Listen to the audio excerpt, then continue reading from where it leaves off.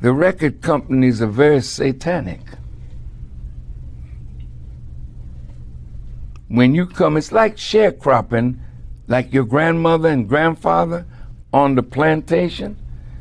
You say, man, that's a hot song.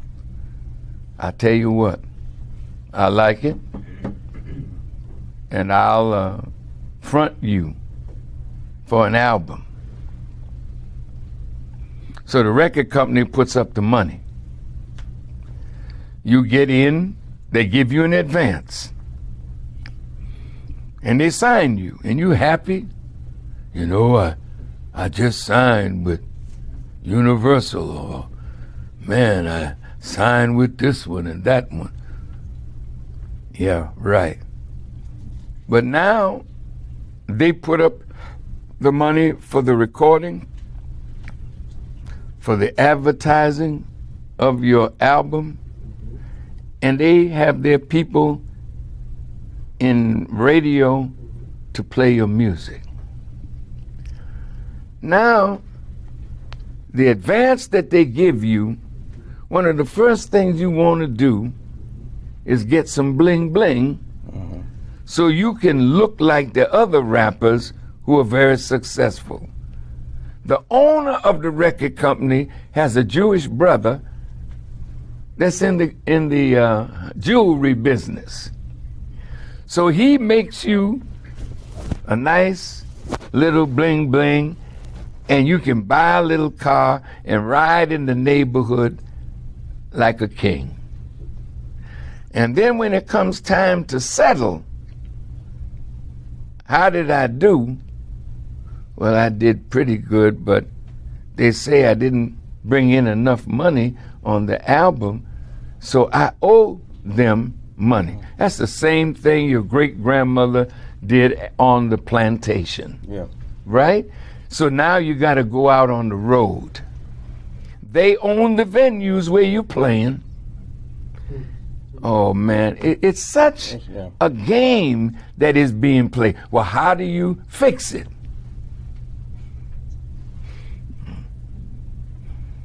Some things you have to destroy. Yeah, and then some might see in order to escape being destroyed, I'll change. And I want artists to really pay attention to this. They give you $2 million. Now, you go the legit route. Uncle Sam, you in a different tax bracket now because you're an entertainer. You know what I'm saying? So it's step up. So they give you $2 million. After you in that 40-50% tax brackets, you got $1 million. Now you got lawyers. You got lawyers that handle your business and the paperwork from your contracts. They might want anywhere between 5 and 10%. We're gonna max out, say 10%. So out of that $1 million, now you only got what you left with $900,000. You know what I mean? You just got a $2 million check, and only 2 people got paid out of that check. You only got $900,000. Now you got management. Your management take anywhere between 10 and 20%. So out of that $900,000, they take 20%. You know what I mean, out of that. So you got $900,000, you know what I mean, a check. So you do the math on that. 10% of that $900,000 is $90,000. Then you got another 10% because they getting 20%. So $90,000, $290,000. That's right there. That's $180,000 out the $90,000. So you take the math. You do the math out that. That's $720,000. You got $720,000 out of that. Now your management got broke down. Your lawyer got broke down. Uncle Sam took their money, you know what I'm saying? Now you got $720,000 out of $2 million. All right, you can't do shit with that because you ghetto rich. That's the same shit you was getting in the hood. If you was hustling right, you better have at least $500,000 buried somewhere, duct tape wrapped up or whatever. So you go out, you buy the crib. You get a crib like, you know what I mean, $200,000. You moving out the suburbs because cribs in the hood right now, 150 something. You damn near in the projects. You know what I'm saying? So you go get a nice crib. Say you spend $250,000 on that, $250,000 out the $720,000 you got. You know what I'm saying? So you left right now with the $250,000. You probably got like $4 and some change left. He's giving a break. That's another bean. Now you only got $100,000 left, and you got the car, you got the crib, you broke everybody down. But you still owe that $2 million. and you got a car note, and you got a crib that you got to pay mortgage on and bills. You broke. I didn't know Wayne sold that many, man. Killed. I'm watching it just for my publishing. I'm doing a new publishing deal. Yeah. You know what I mean? And How does that work? Is that? it goes like this. How that actually got me another 100,000 being on that. Oh. You know what I mean? Like say, cause all the years of the Diddy, you know, the Locks and Diddy had our shit. So we just got it freed. So now I can get a new deal, but I'm not gonna go back into the system. I'm gonna get an administration publishing deal. That's where I own my whole shit. They still give you advance, 500,000, 350 or something. But you own the whole thing. Gotcha. Opposed to going through Universal and all of the regular shits that everybody got, where it's like 15 years, 80, 20 or 70, but this deal that I got is for 2 years. I can renegotiate a new one, and I own my shit. So publishing is a lot different from just the record deal. Hell yeah. Publishing is your life, like your catalog. Your kids can be straight forever off publishing. Wow. You know what I mean? But us as black artists and black dudes don't really know what's going on, and somebody come and they make you an offer for your shit and you don't end up getting it back. Wow. It ain't worth nothing. Got you. Unless you keep making albums. Yeah, you gotta keep making music. The way to fulfill a publishing deal is just keep making music. You know what I mean? So that's but like when it goes on good, I mean every song counts. But when you get a couple of good licks, like the Wheezy album, Jeezy album, Raw Self-Made. Are you on that too? Yeah. You know what I mean? And then you just make them a list and they calculate what the advance will be off all the music. And then they just write you a check. They write you a check, then you administrate your own. It's the union, like off. They got videos. How many times any video you was in played around the world, they tally that up every month and quarters. You get paid for that, and radio spins. Wow. As well. That's good. And then mechanical royalties off, whatever my percentage is off the Wayne song, off the sales, you know what I mean? That's crazy. So many new artists. So is it a lot of negotiating when you doing these records? So it's not just like you could do a record with Ross. You got to go through the whole this, that, and the third. Nah, actually, I'm good. Like, it goes off your relation. I mean, it goes off not even your relationship. It goes off your status. Like me, I get a little bit more than the standard. Then you say somebody like who's like a new artist. Somebody about new artist, say somebody like Rob. Let me hit you right back. Somebody. Big Sean. Let's say Big Sean. Yeah, say Big Sean opposed to me. He probably won't get the same percentage. Got you. Like this with this, they got 360 deals. That's to me that's outlandish. That's when they get something of everything, right? Shows, movies, anything you bring, all of the shit you talking about, bring it to the table. I would have to piece off the label off all of them shits. Like, oh, that's crazy. that's the new art. That's what they do. Cause since the decline of sales went down, they try to find every other way they can get their bread back. It was working with ringtones for a minute. Now ringtones went down, so now they gotta eat off whatever. You get a movie deal, you get any kind of whatever revenue you bringing in, they get a percentage of it. Yeah. That's horrible. That is. For new. Who would want to sign something like that though? Soldier Boy got that. A lot of. A 360? It works when Keisha Cole got one, but they gave her 10 million or something, like with her reality show, with the albums. Alright, peace, y'all. Peace. So in this video, I'm kind of gonna be doing a sequel to my original video I did over a year ago, which was titled Industry Plants and how they created. So I kind of got inspired to do this second part of that video, being that I watched the interview between program director Ebro and Rap Radar CEOs, right? What check are you Are we talking going to about? pretend that records don't have money behind them? Yes Records or no? at Hot 97? Yes, or any radio. money for No, I'm not saying Ebro. I'm not saying you have a fucking. No, I will say. $100,000 No, I'm gonna check in say your this pocket. right now. So let's be specific. Why do you think records break out of the South the way they do? Because why? This is different variables. Why? One of the reasons that people have money financing them, i.e. No. Don't Trinidad dance. No, don't That's dance. not- I'm not dancing You're with you. dancing. This ain't Why the do you problem. think? Why do you think? It's not a thing. This is the fact. Why do you think? This is the fact. People like Trinidad James have people behind them. Who? What financing people? their- People. And when you say financing a record, what record? All gold. No, but what do you mean financing the record? Financing the record. Records Come on. have money behind them, Ebro. And what's that money for? Come on, For come on. radio, for airtime. And so they For buy. So you're DJs. saying DJs are accepting money for I'm not airtime? saying that's because that's illegal. Nope, I'm that's not what you saying- said. But this That's A lot of people are not aware and just may think that a lot of these rappers that we listen to that come out of nowhere are just, lucky, right? They're just lucky.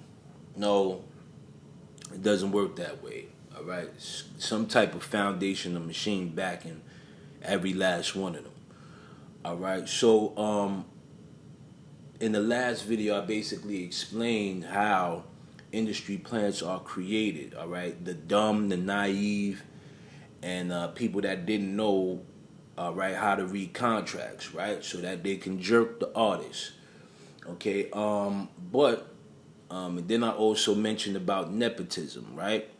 But there are another way that industry plants are created, okay?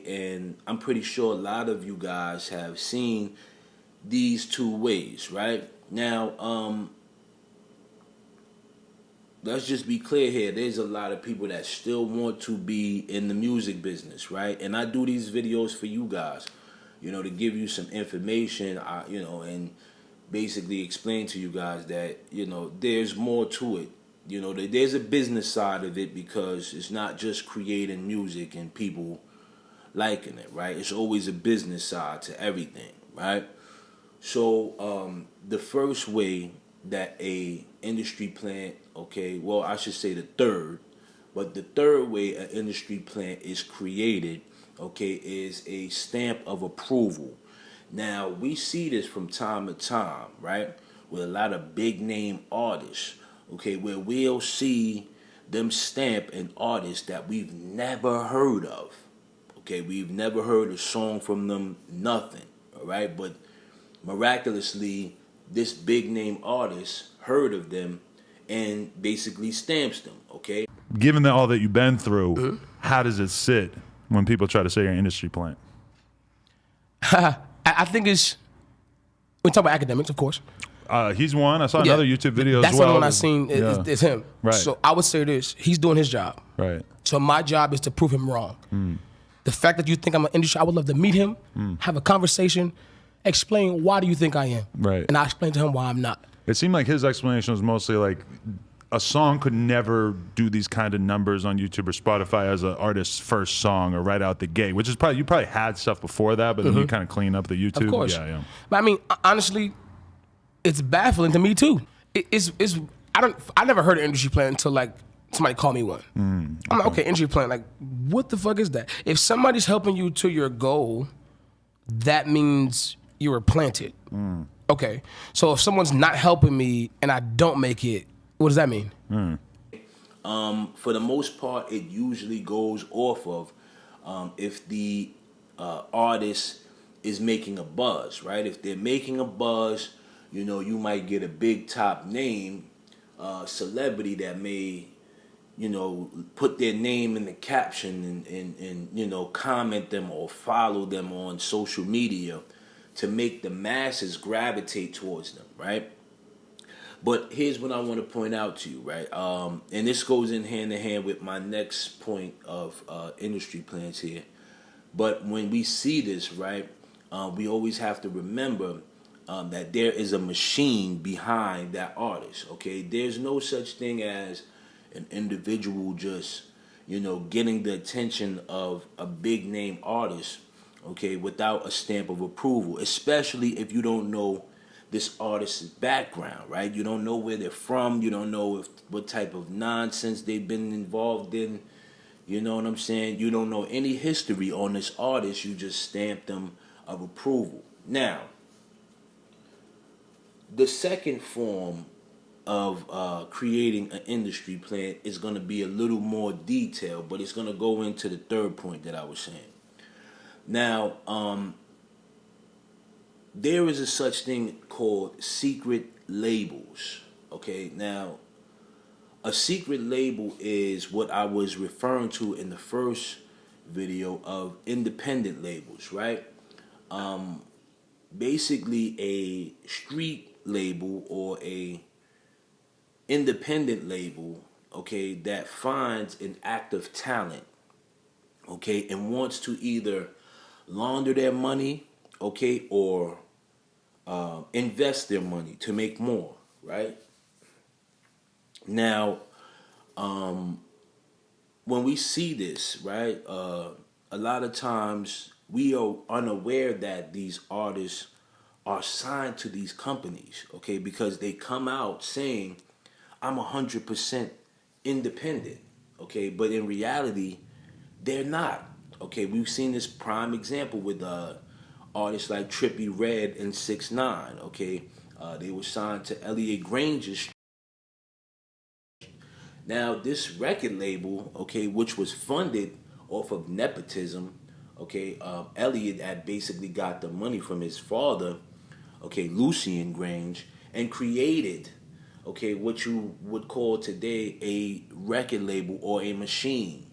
Okay, now when this machine was created, you know, they were able to find talent and make them into stars. Okay, so when we thought that, oh, Trippie Redd and 6ix9ine had a great song together, okay, and people loved it, how did they get these videos? How did they get these numbers, okay?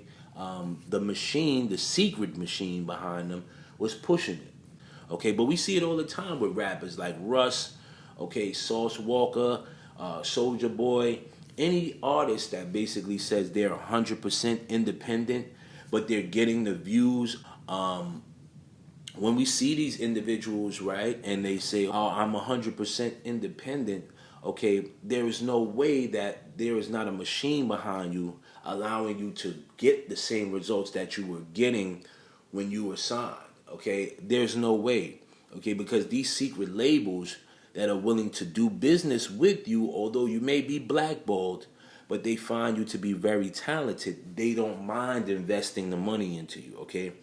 In all actuality, there's always a machine behind them. So when we see an artist come out of the woodworks in regards to saying, hey, well, you know, they just popped up out of nowhere and started getting all these views.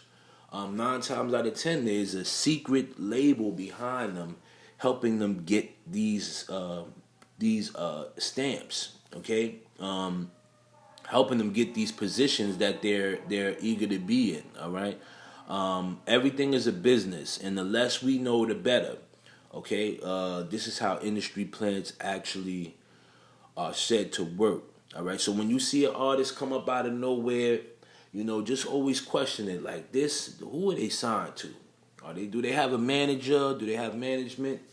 All right, because that management company is the machine that's pushing them.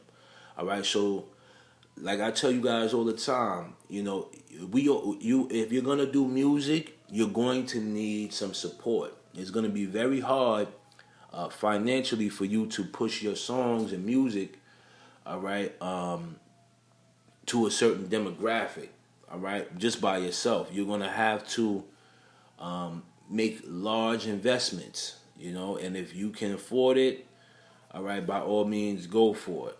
Okay, just believe in yourself and do it. All right, but just always remember, nothing happens off of luck. All right, there's no such thing as luck. Everything is business minded. All right. So with that being said, I hope I touched on that. Clarified the case of industry plants. All right. So like I said, if you see another one of these rappers pop up out of nowhere, all right, better believe that they are down with a label. All right. So yeah, with that being said, y'all take care and be safe. Peace.